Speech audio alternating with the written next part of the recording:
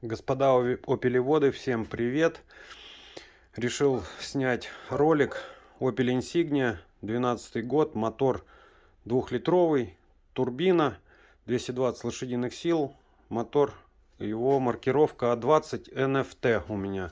Они практически такие же есть А20 NHT. В общем, очень мало в ютубе лазил, смотрел. Искал очень мало именно про этот мотор роликов, про его болячки. Читая на форумах и сталкиваясь с этими болячками, заметил, что многие задают вопросы, как, где искать, как что, как это, как вот то, как говорится. Вот решил снять ролик. Давайте начнем вот с первой болячки, которая у меня была и у многих. Я очень долго не мог понять. Появлялся запах горелого масла в салоне. В общем, лазил. Здесь и, короче, причину я нашел в итоге. Вот здесь у нас стоит вот этот вакуумный насос на тормоза.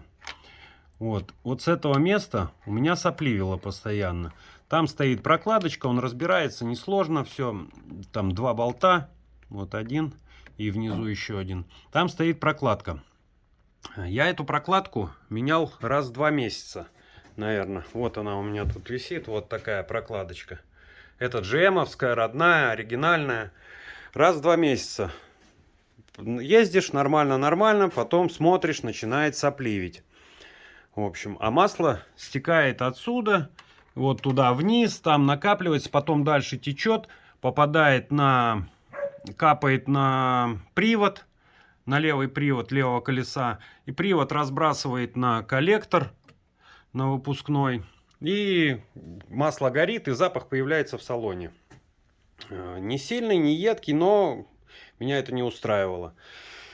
В общем, потом, следующая причина. Потом я обнаружил, что течь. В итоге купил силиконовую аналоговую прокладку, поставил. Вроде здесь сопливить перестало, но все равно масло бежало. Казалось, бежало оно из-под вот этой крышки насоса. Снял я насос, опять разобрал крышку. Там есть кольцо такое резиновое. Но его найти я не смог в наличии. В общем, там либо надо ждать долго, либо что. Я взял, купил термостойкий герметик. Серый, вот он тут видно, торчит немного есть. Промазал здесь. Снял крышку. Под крышкой тоже аккуратненько, тонким слоем прям промазал герметиком. Посадил на этот герметик.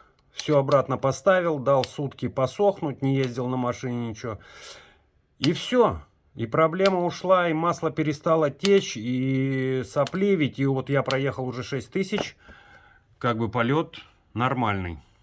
Вот, как бы, что касается этой болячки. Так проблема решена была.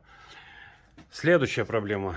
У меня был в салоне с левой стороны, с водительской, когда газку поддаешь, появлялся такой легкий свист. Как бы, ну, я понимал, что это слышно турбину. Но как оно, тоже на форумах читал, у многих есть такая проблема, и никто не может понять, откуда этот свист и как.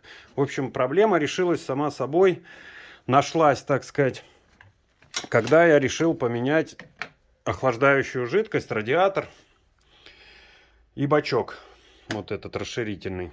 Когда я снял бачок, за бачком, там ниже, чуть-чуть ниже, есть отверстие, такое диаметром, наверное, ну, сантиметров 8-9. Это вообще крепление под главный цилиндр.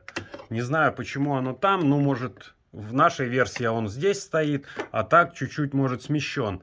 В общем, вот там такое же крепление, и нету никакой заглушки, ничего, и это отверстие уходит прямо в салон, под торпеду, и никаких препятствий, то есть, и вы слышите свист турбины просто с левой стороны. Не сняв бачок, вы не увидите это отверстие никак тут.